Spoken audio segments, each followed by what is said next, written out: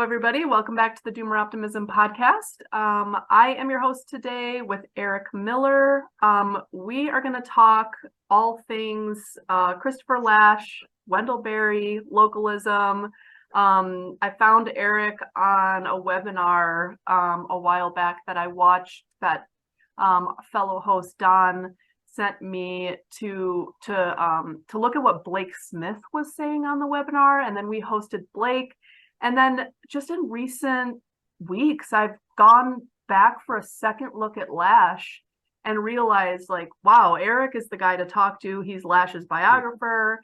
But there's also a lot of people know Lasch as a critic in the culture of narcissism and having like really pointed criticism, societal criticism. But I would venture a guess that less people know of Lasch as having a positive program. And I really want to dig into that. So I'm going to let Eric introduce himself first, and then we'll just jump into that conversation. So welcome, Eric. Thanks for being on. Thank you, Ashley. It is such a delight to be here and to be touching Uruguay a little bit through your work there, which I'd like to learn more about in the course of this, I hope. But I'm an American historian. I have a graduate degree in the history of Christian thought as well. Studied the history of Latin America in graduate school, as well as the United States. So I like the Western Hemisphere quite a bit as a scholar. And I direct the honors program at Geneva College, which is a small liberal arts college northwest of Pittsburgh. We are at what I think of as the gateway to the Midwest. If you go a few miles west, you'll be in East Palestine, Ohio, which is suddenly famous for all kinds of awful reasons, and have been here since 1999. So coming up on 25 years teaching history and the humanities and a bunch of honor students. So I published a book on biography of Christopher Lasch that was rooted in my PhD dissertation at the University of Delaware, and currently at work on a project with the working title "A Strange and Abiding Hope: Wendell Berry and the Rise of the New Localism." So I'm trying to, in this project, which I see as kind of a complementary book to the Lasch book, bring together these two figures and make a case that there's a kind of common tradition that they're great sort of envoys of and visionaries of in our day. Great. Okay, so Lasch has gained popularity recently, I think probably primarily for his pointed criticism, which just is like more and more relevant each day. So maybe let's start. It's the Doomer Optimism podcast, so I tend to like to follow the arc of like what is the doom and then what is the optimism. So like maybe it would be useful to just, for those listeners who aren't familiar with Lasch's work, and we shouldn't assume that they are, what is he most known for? Let's start with that. And what is like the heart of Lasch's cultural criticism? Yeah, Lasch was one of the leading Did that come through to you? No, I didn't hear it. No, I didn't hear it. Okay, good.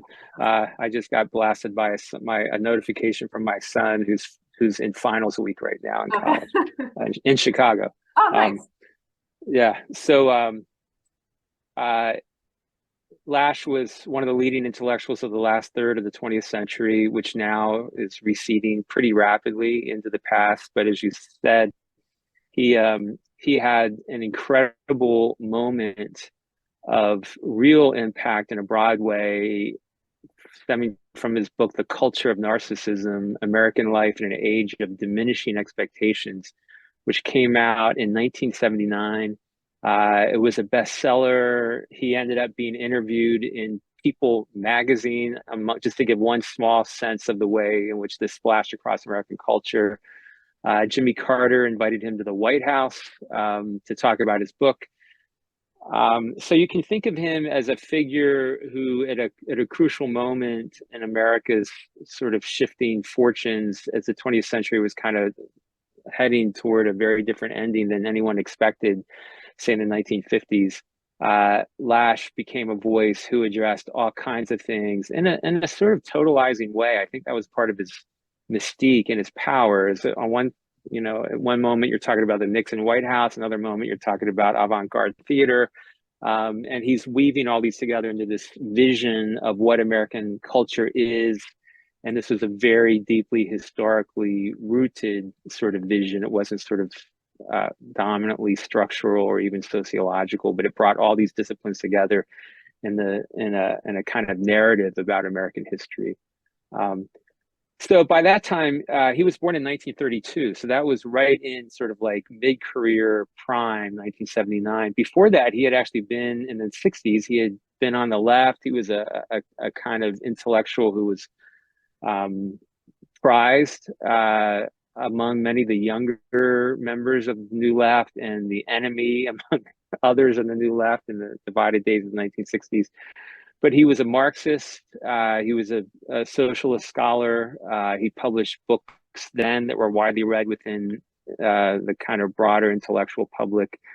His first big one was in 1965 called The New Radicalism in America.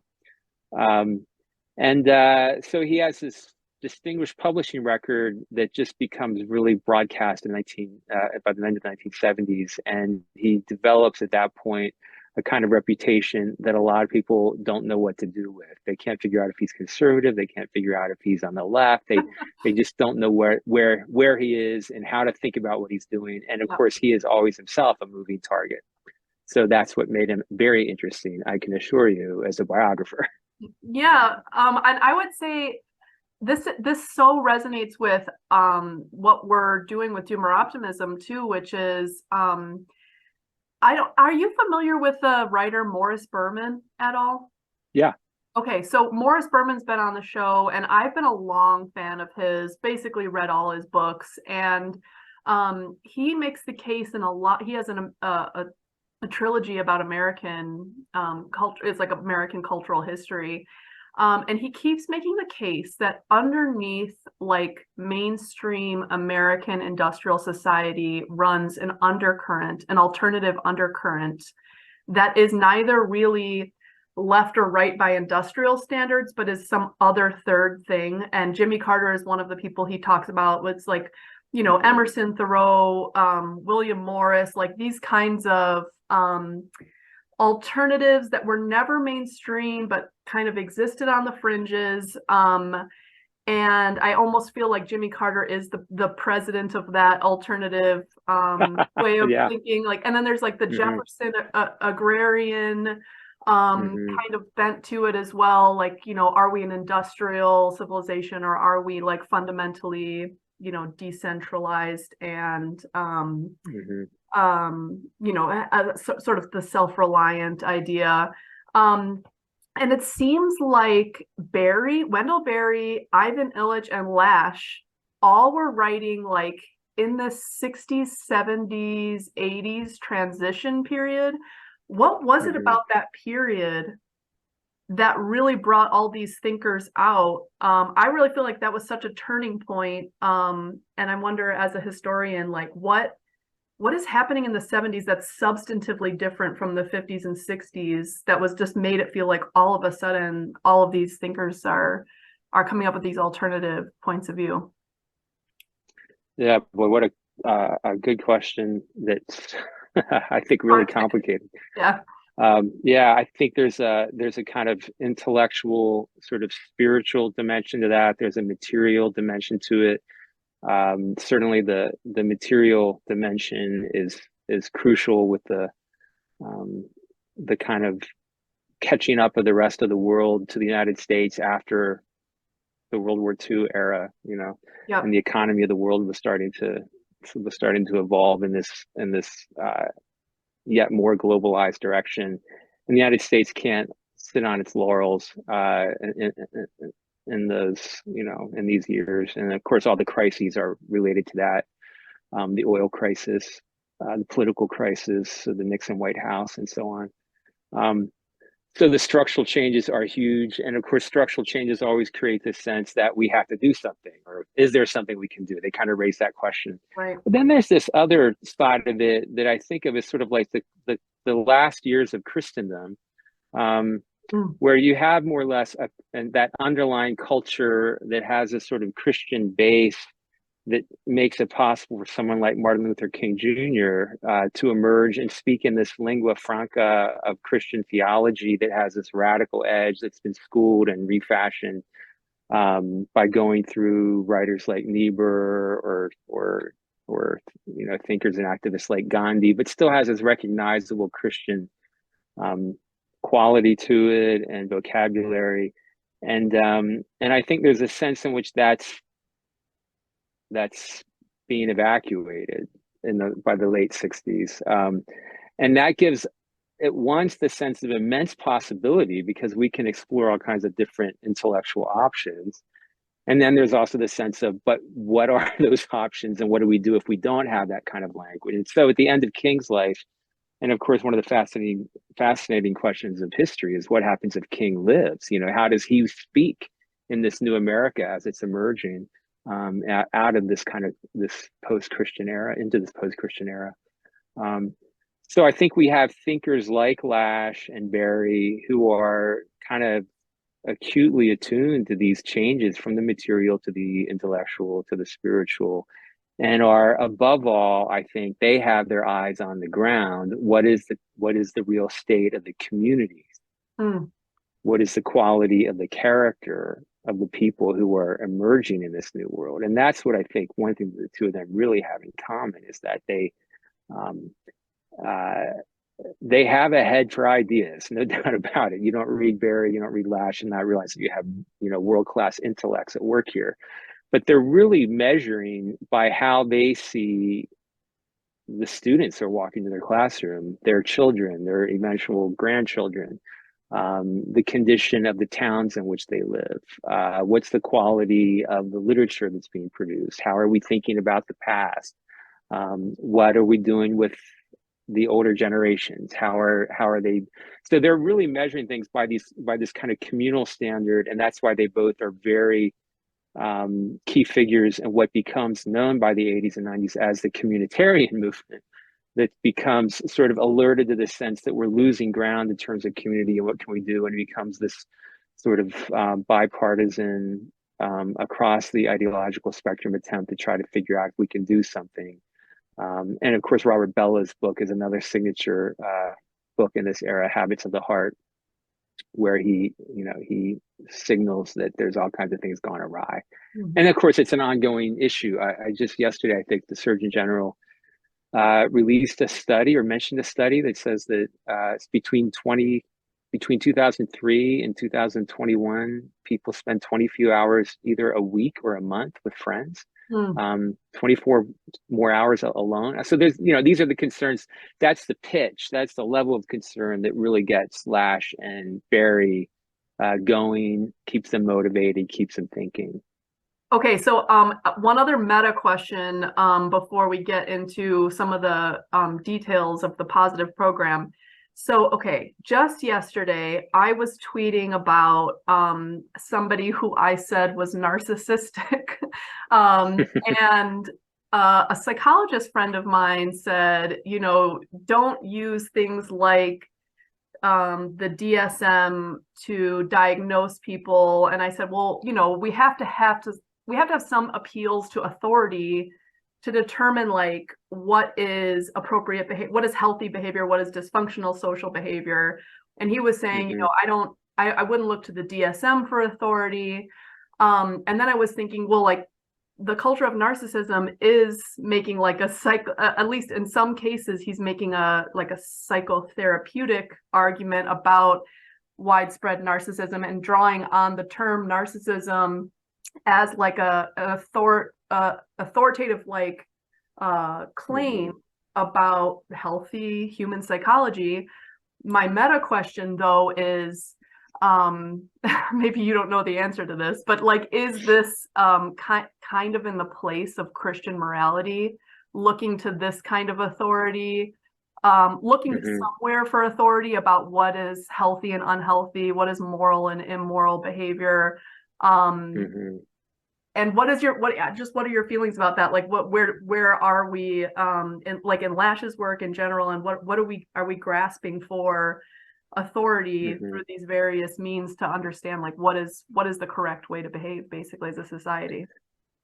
Yeah, that's a really interesting question biographically for Lasch, because he actually moves rapidly away from Freud in the years after the publication of The Culture of Narcissism. Okay. So he's kind of tagged with this lineage of Freudian psychoanalysis and his own particular variant within it. His use of it is very controversial among Freudians, or at least among some. But he ends up having he kind of gets saddled with the analytic framework that he had employed in that book, and it was authentic. I mean, he was a genuine Freudian Marxist in the 1970s, and I think you're right. I think there's a sense in which you can think of Freud as part of this ending of Christendom, where he still has a lot of these sorts of instincts about human nature and about what human flourishing looks like, and even about the human person. He's definitely not, for instance, a post-humanist.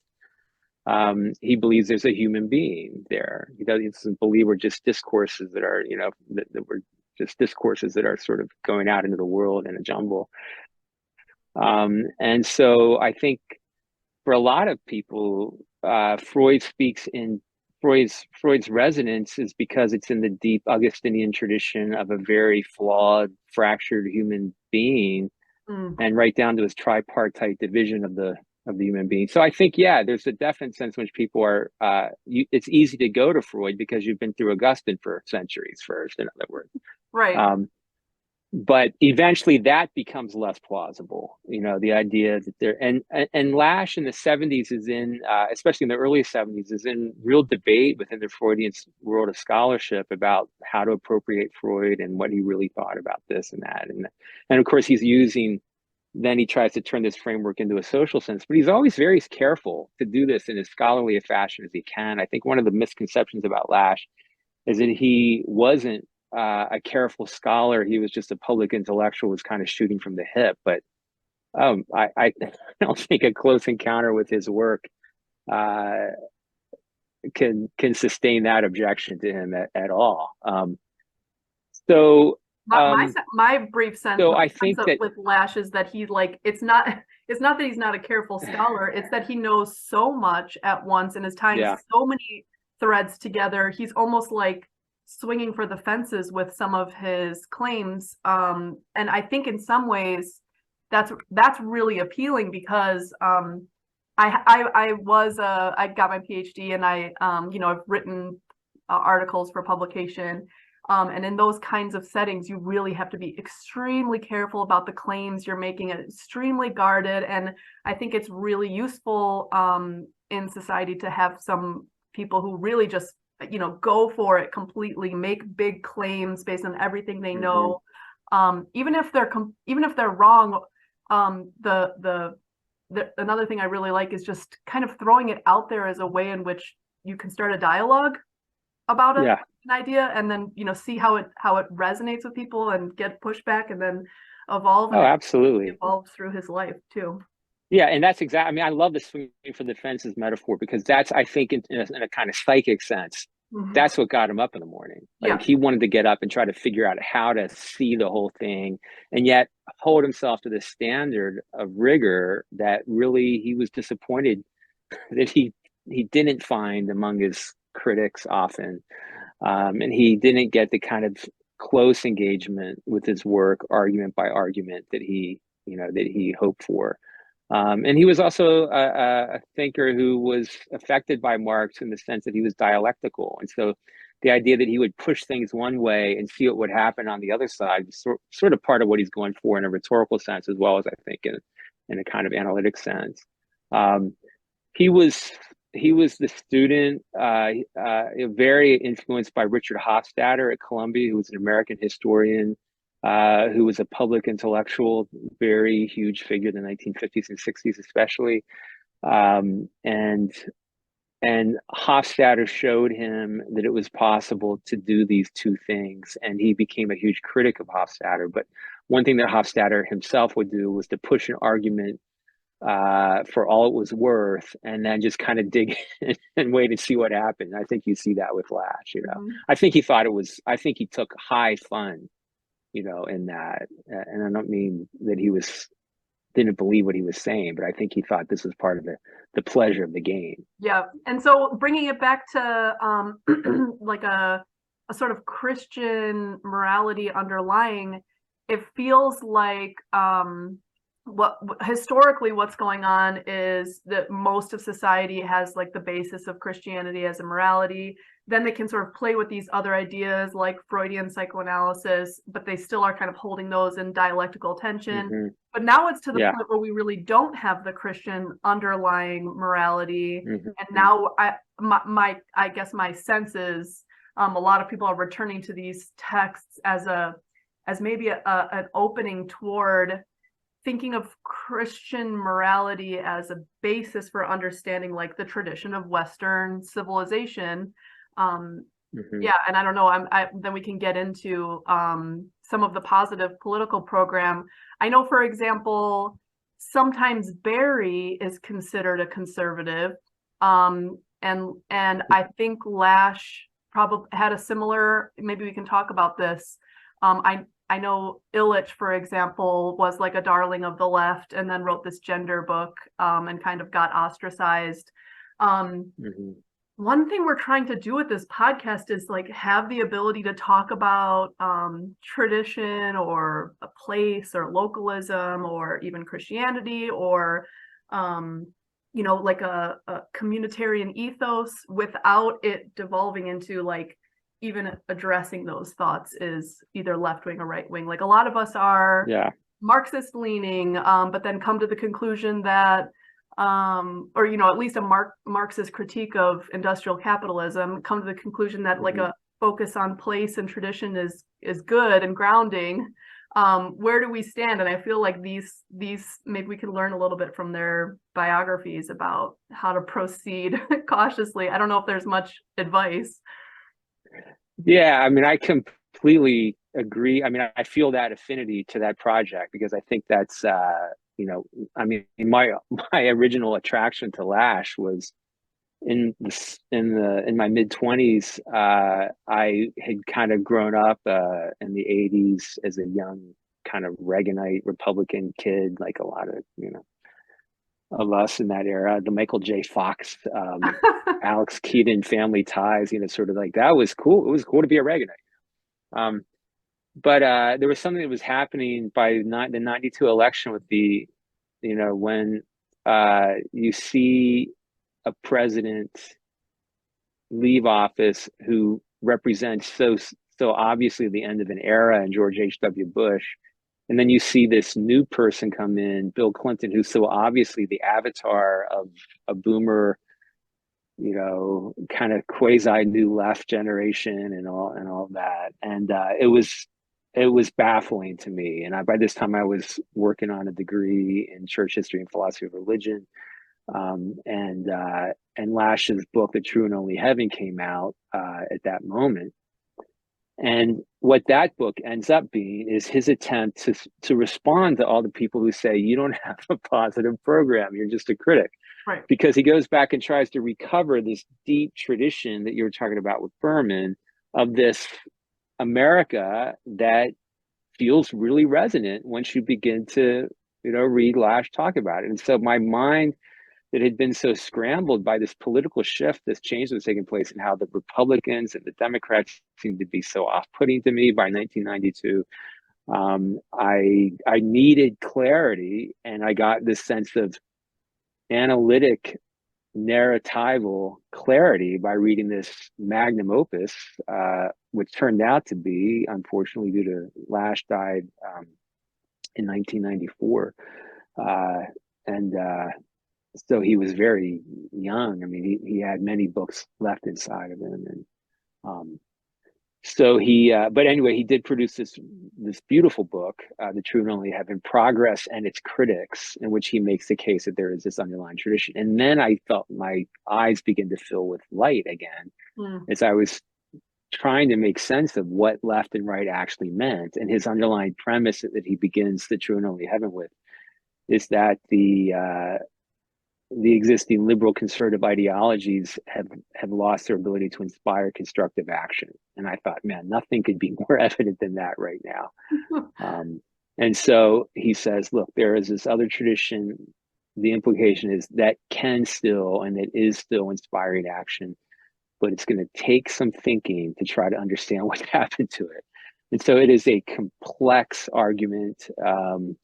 And one of the great kind of breakthroughs that I had when I was writing the book was I ended up expanding what had been just part of a chapter in my dissertation into a full chapter on this book, because I realized it was really this sort of like linchpin that collected all of his thinking and crystallized it and showed all of his own progress, so to speak, as a thinker, as he I think understood it. So yeah, I think this is what we need, is forums like this where you can feel that kind of genuine freedom, and it's an alleviation of all kinds of pressure that we feel in the Twitter sphere and in the ordinary trails that we're on in our democracy. So let's dig into that a little bit, and then feel free also to dovetail with what you're finding in Berry's work. I read your article that is kind of laying out they're kind of complementary scholars in some way. I think in some ways, so a lot of the listeners of this podcast are huge Berry fans. And so I don't really think we need to do a whole lot of just explaining what Berry's program is, partially because his program is very clear. But I think one thing it lacks is a vision of localism that isn't necessarily like rural agrarian. And I think that there is a way to address or get at some of these underlying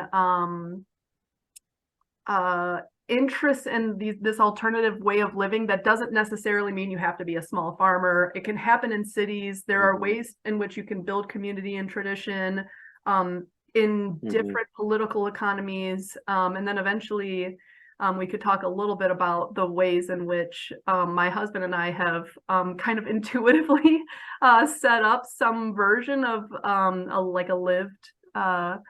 lived experiment on this alternative way of thinking, but in the modern world. But yeah, maybe it would be useful to just get into some of these, some of the positive program Lasch lays out, and where it dovetails or complements with Berry. Feel free to point that out. Yeah, I mean, on the Berry question of ruralism, I think there's some really interesting things. One is he's been telling people from the early 70s on during the Back to Land movement that he doesn't think this is a good idea, that he's warning people against going out to the countryside. The fact is he himself has lived always in the country, right? Since he moved back to Kentucky in 65. And so that's the vantage, that's his perspective. But he's worked hard to develop networks between country and city in Louisville, for instance. And there's all kinds of programs that they've been trying to help out in other places. And actually, you know what? On this point, though, let me tell you a little bit about like what I've been fighting, or what our little like nascent network of doomer optimists are kind of doing, because maybe that would also help guide the discussion a little bit. One of the early guests and frequent guests on our show is a man named Chris Smage, who wrote this book called A Small Farm Future. And basically his argument is it's kind of like historically materialist, in that a lot of the developed world had a bigger portion of people involved in agriculture and even just homesteading, home production, home economics. And his argument is that for the climate, for social reasons, for resilience, a lot more people should be involved in some amount of production. And so a lot of our listeners take that up, not just as like, I need to be a farmer, but more, there's something really empowering in the productive sphere, just doing something productive. And it doesn't necessarily have to be agriculture. A lot of people are interested in homesteading, or just learning how to bake their own bread or can their own goods, or making craft goods. A lot of people are getting into, I have some friends who are like learning how to turn wood and make furniture, and just I think a lot of us, just for your own background for the conversation, are pursuing that productive capacity, not just for resilient reasons, but also for like spiritual reasons. So yeah, that's part of why we're all drawn to Berry. But I think, anyways, I think Lasch provides a nice complement. Yeah. Okay. So this is interesting about Lasch and Berry. I mean, they're born 2 years apart. And they both have this trajectory that's very interestingly similar. Although Lasch was never rural, his roots were more urban in terms of his own family life. At least he had a grandfather who was involved in the populist movement in Nebraska, was a politician, not actually the movement, but in part of the political scene. So it wasn't that distant that he had these kind of rural roots, but his own family was very urban. His father was a Pulitzer Prize winning editor in St. Louis, wrote an editorial on Vietnam that won him the Pulitzer Prize in 1966. His mother had a PhD in philosophy. So he's the sort of very urban cosmopolitan type. Goes to Harvard in 1950.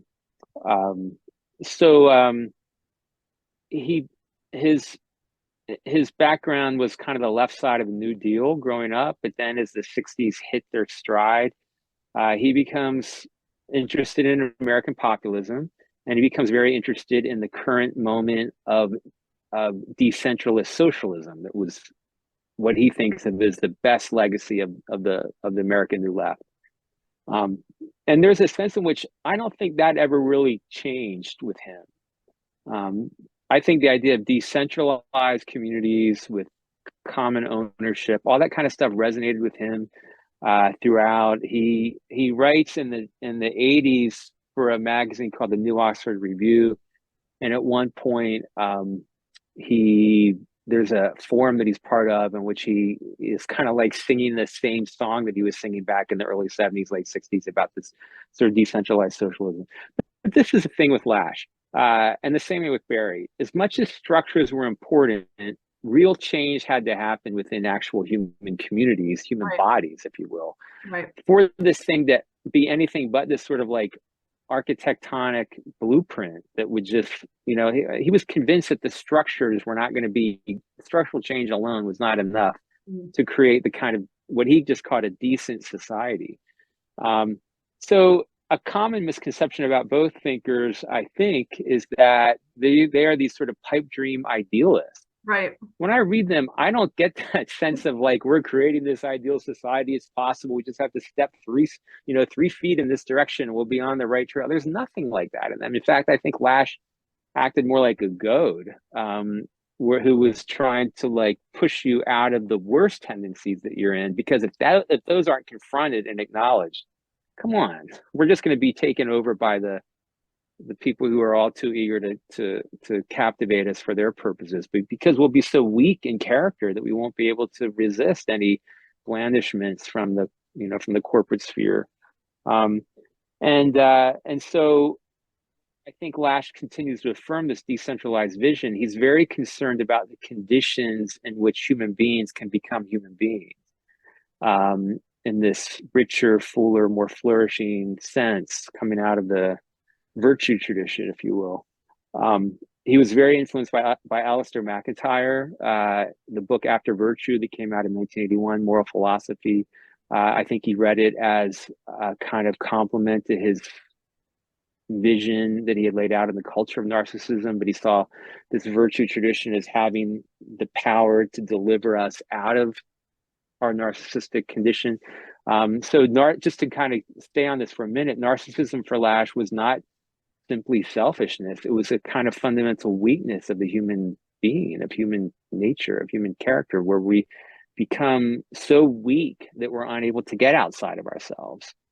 And so the book that precedes The Culture of Narcissism is, if anything, more polemical and was what really won him all kinds of enemies and friends, was the book Haven in a Heartless World, The Family Besieged, in which he basically makes the case that if you don't have a real home with parents with mature character who are able to teach their children basic virtues like courage and independence, and compassion, then this whole thing doesn't have a chance. This radical dream of a new society. You have to have people who are going to submit themselves to the good of the public order, of the good of the common good, starting with the common good of your sister, of your grandmother. And if we don't have that school taking place, that kind of schooling taking place, then there's nothing else that we can do. So he and Berry meet in the 1970s with this devastating critique, and also Illich, of the institutions that have supplanted these old networks. And it's not a kind of paean to the way things once were. Lasch is, he's critical of second wave feminism, but he's also a historian of women. He's if you talk to anybody who knew him, who worked with him, there's no doubt about a certain kind of feminist set of commitments that he has. In fact, his daughter, after his passing, one of the first things that came out posthumously about him was a book called Women in the Common Life that his daughter co-edited or edited. So it's not like this attempt to try to recreate a past. It's rather an attempt to say, how can we improve on where we've been, but still maintain the necessary structures that will make possible the formation of human beings, and thus the creation of what he simply called the decent society. And this is why I think the Republican tradition becomes more and more appealing to him, to Lasch in the 1970s and 80s. It's becoming rediscovered by historians like Gordon Wood, is he finds in the Republican tradition a kind of sensibility that brings in to play the necessity of virtue. If you go back to people like Montesquieu or even Benjamin Franklin, and this vision of being public spirited, a key phrase in the Republican argot, you have this hope that somehow there's something that's not just necessary, but profoundly satisfying. A virtuous person is a satisfied person, Lasch thinks.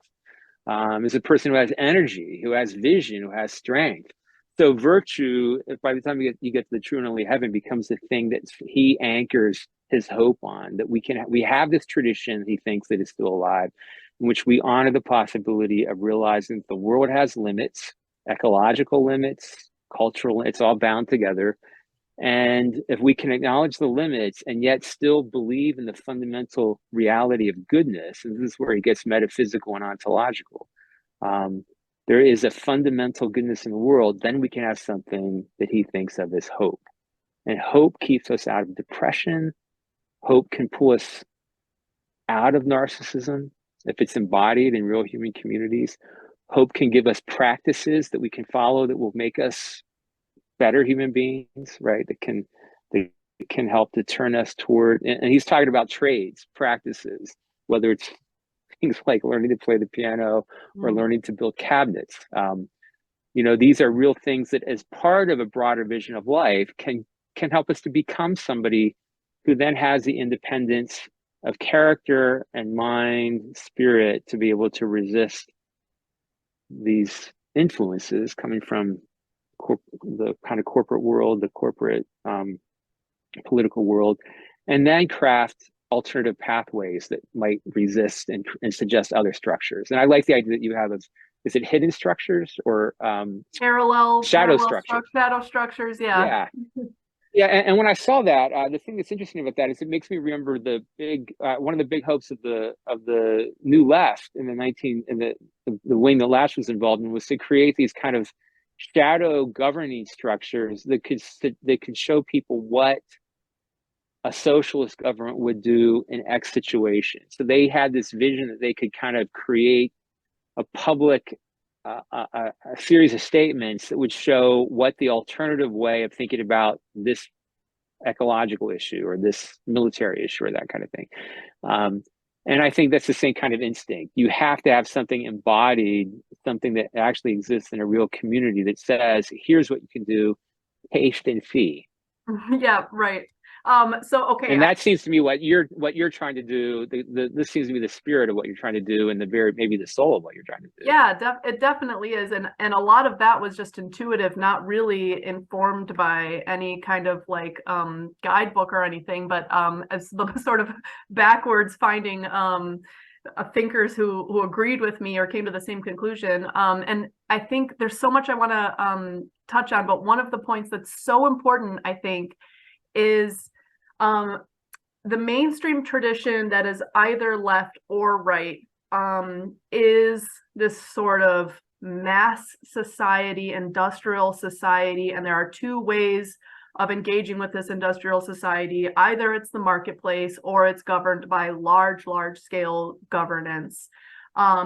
This alternative tradition fundamentally says that scale of society, that scale of dealing with societal problems is fundamentally alienating and like it's just not a human scale. And I think both left and right, as have been constituted in basically all of industrial society, have this idea that the solution will be at that scale. They just need to gain power, and then they can sort of think their way, be just, if it's like real communism has never been tried.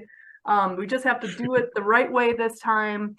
And I think all of these alternative thinkers fundamentally are anti-utopian in the sense of embody it at the smallest possible scale that you can enact it at. After that, move out in scale as your capacity increases, but prove that it works, as opposed to tell us that your giant ideas that are, such big brained ideas are gonna if we just listen to you, it'll solve all of the problems. I think there's something that a lot of us it's a microcosm, are learning this by literally gardening or raising children. That all the utopian ideas in the world about how a garden should play out, they don't happen if the nature says so. Is really humbling, and it's like this parallel embodied lesson a lot of us are learning by going through it, experimenting with like real material reality. It's funny that you mentioned piano playing and carpentry. We have a friend who's a carpenter and was just railing on about how everyone should have a piano in their house, that it shouldn't be like the realm of experts. That's another thing Illich was on about a lot. This idea that we should, that the only people who should be allowed to do certain things, spheres of human life, are experts. Like Ellen Sakassis came on the podcast once, and he told this story about these grad students who had a colleague pass away in their lab, and one of them said, let's talk about this together, and another one said, like, well, I don't think it's appropriate for us. We should hire a bereavement counselor. We can't really do this on our own. And it's like, it's sad to think the extent to which we think that only experts like have capacities. And so part of the project we encourage is really just like just infinite exploration, and it doesn't have to take any particular form. And this is where the localism part plays in. We had a guy on the podcast who's building out a Catholic land movement and working with Catholic parishes in the Northeast, and trying to get them to use their excess land to involve parishioners in growing food. And then we've had like eco-socialists on who are trying to build like, socialist leaning development with like a green homeowners association and like an organic farm associated with it. So just experiment with these different alternative ways of organizing yourselves. But there isn't one prescriptive like virtue or morality, but it does have to be proven, and we all kind of do have to agree on what the rules are. And this is something I've come to recently. My own background is I grew up as a young child going to Lutheran church, and then I went to a Catholic high school for high school. And I've just kind of fallen away from going to church. I go to college and it's just not cool to be religious. And now I've just really come strongly around to the idea that I think most people assume that the state can and should enforce norms, and it just simply cannot reach the same level of enforcement as civil society can. And then that makes me think we do have to have some baseline agreement on what is sacred and what is profane. I don't know what to do with that, but that's my current, like, that's where I'm at the moment. I just feel like the sacred and the profane, like what is a good life, is kind of central to being able to move forward, because if we all have different ideas about, well, let's just experiment with X, Y, and Z technology just because we can. One that keeps coming up on Twitter is artificial wombs. To me, that is just a hard line. Like, no, sacred and profane, that is profane. That is a profane, like, human relationship on a biological, spiritual, every level. And it should be protected at all costs. But I don't know, like, how to really move forward in modern society outside of maybe just building out these sort of local sense. So, all right, we had a little glitch there. I actually lost half of the interview with Nina Power when I interviewed her, so I was not risking that this time, so I had to stop. Eric, you were responding to my sacred and profane rant. Yeah, I mean, the sacred profane way of trying to, it's a sort of starting point to try to have this sort of, I hate to use the term, I'm not a pragmatist, but philosophically, but there is something right about that kind of pragmatic sort of like immersion and trying to discover what actually is, as long as you actually believe there's something to discover, which I'm never quite sure to what extent pragmatists, how far pragmatists are willing to go toward ontology to be able to, to get there. If you just kind of cut yourself off at the material and vaguely spiritual. But Berry says, I think in one of his poems, he says, there's no such thing as sacred and unsacred places. There's just sacred and profane, or there's, no, that's not quite right. What is it? Okay, now I messed that. Well, I'll forget that. But anyway, Berry's really great on this. Yes. But I do think that Berry would say that we have hope if we start within the ecological limits and boundaries and capacities that we have, and then begin to try to entertain these questions, and we try to live with integrity materially within our space. Then we'll find ourselves moving toward these deeper questions of the sacred and profane. In one of his essays, he talks about returning to our ancient need for Thanksgiving, prayer, and propitiation, or something like that. Those aren't the three words. Boy, I'm coming up blank on Berry. On the Wait, I found the other quote. There are no unsacred places. There are only sacred places and desecrated places. And desecrated, that's what it is.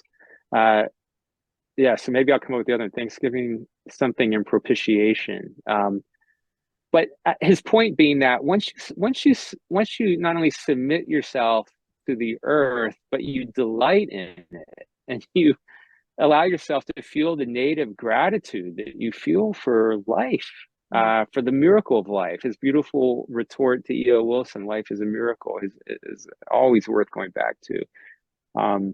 Once we do that materially, then I think he thinks that we will open ourselves up to this level of questioning about things like the sacred and the profane. And then that's where I think he would counsel humility and say, look, there are deep, deep traditions, wisdom traditions around the earth that have tried to wrestle with these things. And if you ever read Berry's letters to Gary Snyder, the Buddhist poet, you get a really acute sense of the extent to which Berry identifies himself as a Christian, a solitary Christian. He calls himself at one point. He's troubled by the institutional realities and has some kind of psychic blocks, biographical blocks from feeling real affinity with them. But he's open to this exploration of Buddhism, and I mean, I could go on and on about this, but there's this sense in which he's saying, look, there is real wisdom to be found in so many traditions once we are willing to live as they were willing to live, not just to entertain mental possibilities, but to actually get our hands in the dirt, to be willing to get the splinter on our hands, when we tackle that board, and live as creatures should live. Mm-hmm. That the creation itself will then, and that's his own pathway. He walks away from his own Christian formation without, it seems, a whole lot of thought, because he was so disaffected from the institutional realities and the culture of Protestantism that he was raised in. But he writes to Snyder by the early 80s late 70s, I think even, that I had stayed away too long. That there was damage that was done by doing that, that you don't just abandon your community. And he doesn't think there's a good replacement, as you're saying, for these traditions. So there's this kind of, again, a kind of quasi-pragmatic re-embrace of Christianity, but it's in this alerted, awakened, thoughtful frame of mind that has to do with an actual way of life. And I would say that Lasch was very interested in the same kind of project, the same approach to this. In fact, Lasch read Berry, and was very appreciative of the unsettlement of America when he discovered it around 1980. Did they ever meet? No. Okay. No, Lasch knew of Berry, but Berry says that he didn't know of Lasch, even though I found record of them being mentioned in the same, same places. Or not together, literally in the same place, but there were plenty of occasions where I'm sure he read the name Lasch or read something by him, but wasn't somebody who stuck. Yeah. Okay, so another thing that keeps coming up on the podcast is this idea of limits and the kind of wisdom that comes from purposefully engaging yourself in something that naturally has limits. So like we were saying, I was saying before, the gardening or parenting, but a lot of people that we're I would say, I guess, the homesteaders and new localists are a lot of them are coming back to religion, and it's not, at first, it's not necessarily they don't really know what they're going to find. And the same thing is true with gardening or parenting. You don't really know what you're going to get, but you just have this sense you're like called to it. Let me just see what this is about. Let me just try it. And even if you're brought to it because somebody else is posting, pictures on Facebook of their garden, and you think, oh, wouldn't this be like a beautiful thing to introduce my kids to? How cute it is, this kid holding a little baby goat or a little chicken or whatever.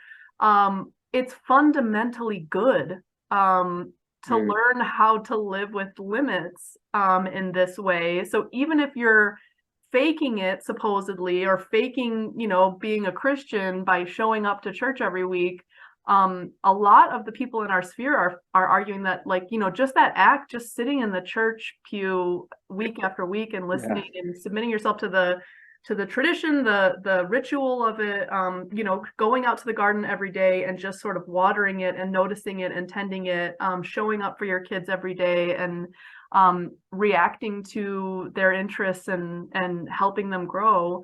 All of those, there are particular acts, even learning how to play the piano, learning how to make something, they are bounded by reality in some ways that other parts of industrial life are just simply not.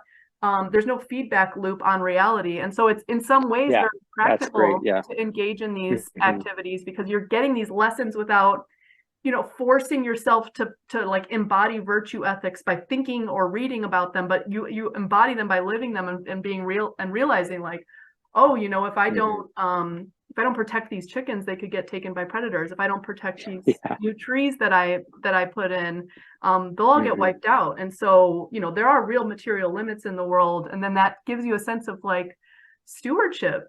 You know, I have a role here to play, which could be positive, if I put my mind to it and if I pay close attention. And then there's another level where it's sort of like, not just stewardship, but something I wrote about a little bit. I wrote a piece for Porch Republic on this, and I know you and Jeff Bilbro are friends.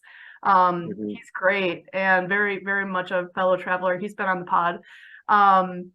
But there is a sense for which, for example, marriage, how it's commonly understood is like this, you know, a cherry on top of your real vocation in life, which is your career and your success and how much money you can earn. It's just another thing to tick off, marriage and children. And I've been writing about marriage as like a project of stewardship, of legacy that can then, what you've created out of your family and whole life's work together can be greater than any amount of like individual accomplishment on career or how much money you can make or anything like that. And that's something where the stewardship, the careful stewardship over time accumulates into something greater that can last beyond your individual stewardship of one little fruit tree or something like that. You know, thinking about the fruit trees or nut trees I've planted, and maybe my grandchildren will sit in the shade of those trees, you know, is the kind of thing that it really expands your morality to not just about yourself, you know. Yeah, wow, that's beautiful. That's a lot. I love the idea that you said that you feel called to something, you know, like we feel called to something. I feel you see the image, like you said, you feel it. And I think that throws us back to this. Are we open to think about the frameworks by which we could interpret our own experiences? Is it possible that we live in a reality that is such that it calls to us? That there actually is something external to the self that can call. And we've been conditioned by these, you know, now 2 centuries, at least a good century and a half of a kind of secularity that says that anything that you feel is a call is just something inside of you that's responding to some stimulus on the, you know, that's some stimulus that's undefined or that's merely material or biological, etc. But what if that's not true? Because most of the people in the history of the world have not believed it to be true. What if it's possible as most people, no matter what continent and what era they were in, have believed that reality is such that it can call to me, you know, then I think you get into some interesting places, and it can lead to that kind of imaginative reconception of what my family is, you know, what this thing is that I'm part of, and then kind of turn the tables on the world of progress. I mean, you said earlier that great when you said the left and right are both unified in this sort of like vision, this thing can get us somewhere. You just need to do it right. The libertarian right, you know, if we can just free the markets from the government, you know, then we'll make the thing place. Or if we can just have the real, you know, great government programs. And Cornel West, you know, wrote this great essay I think 1991, in which he says, look, you know, these 2 approaches, they leave us without what we really need, which is really a conversion toward love. Right. And that you need something from each of them. And this is, I think, again, part of the genius of Lasch, is he's saying, look, I'm not turning my back on the left, center, or right, because they each represent some like refined wisdom out of our deep history. Who wants to leave behind human rights? I mean, really, who's going to do that now? We know that would be great regression as a people, you know.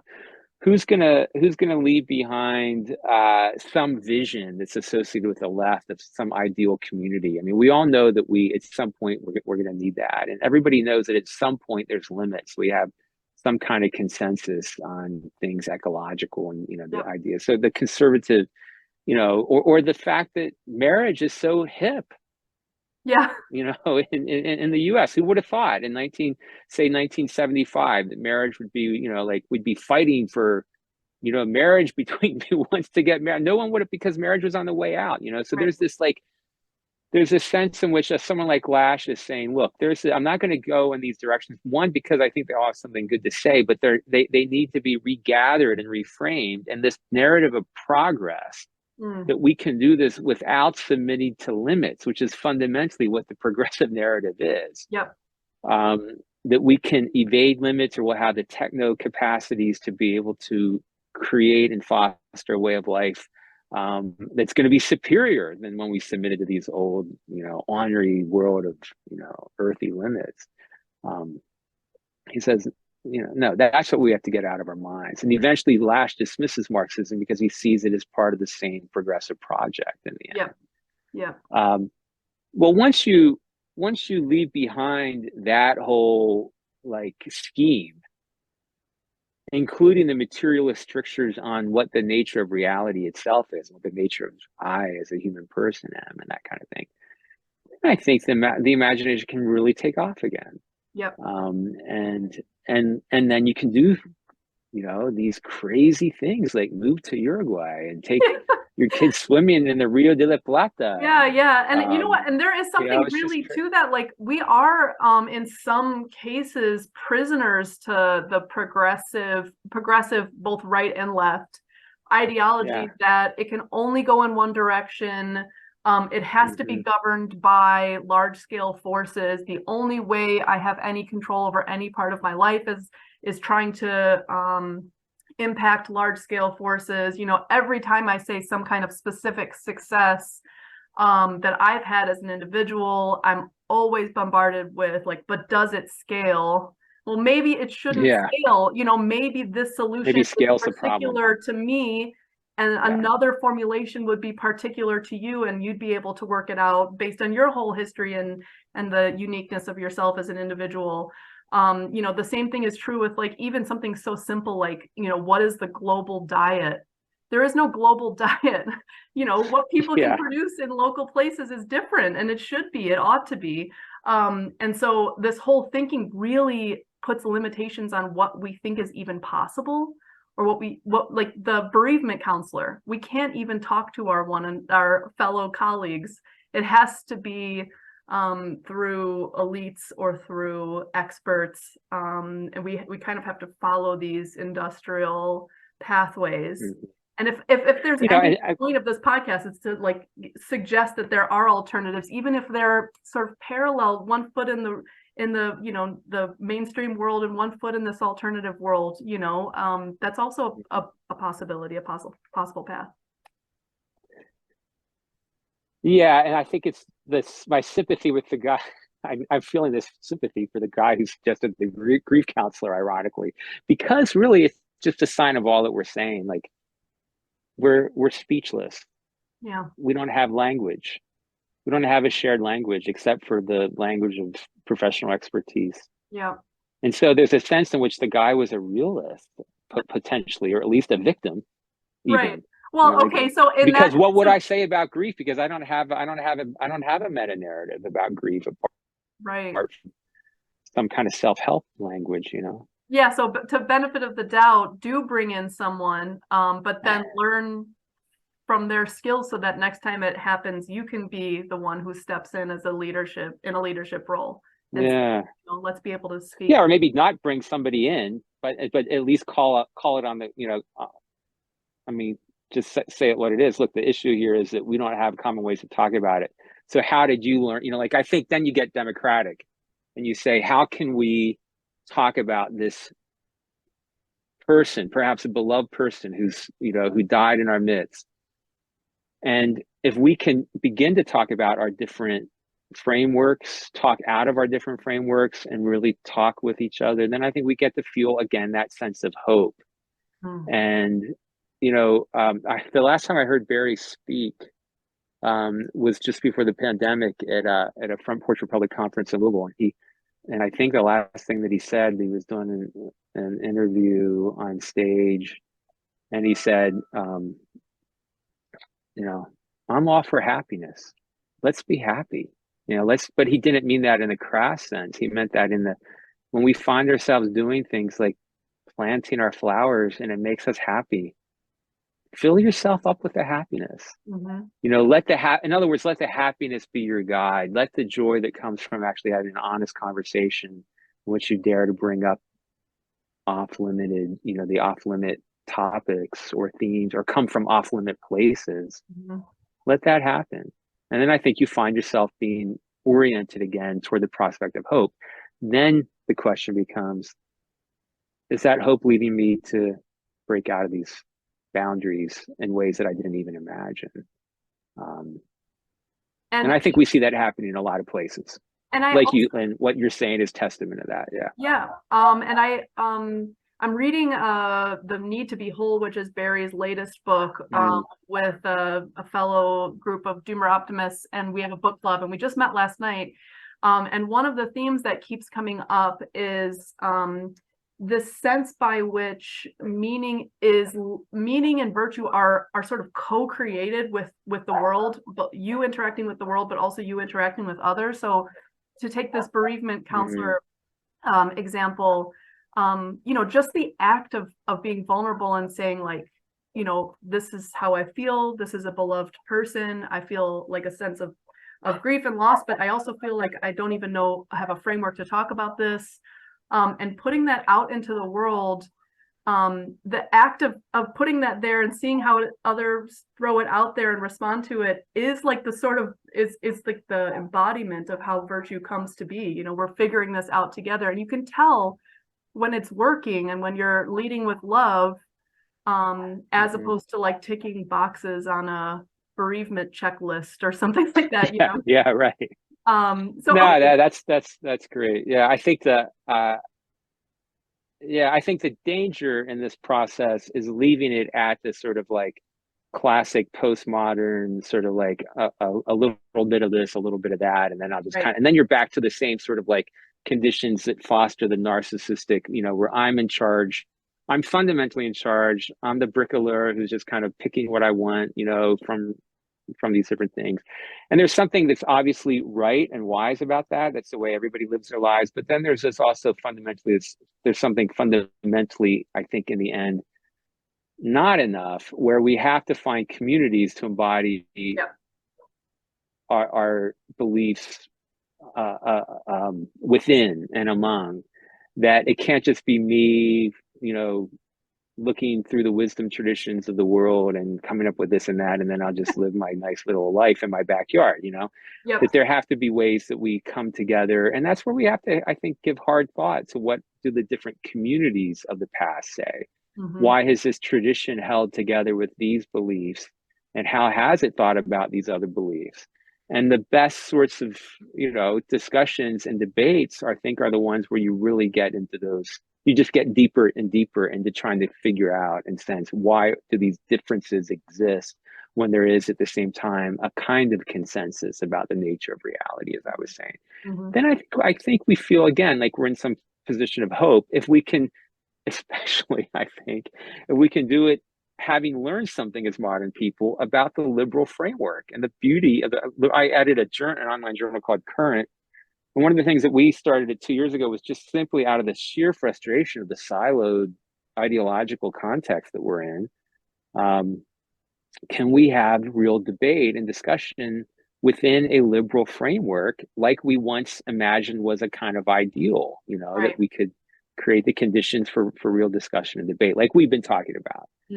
So I think that all that to say that I think we have to honor the fundamentally communal nature of human beings and realize that these religious traditions that existed didn't ever call themselves religions.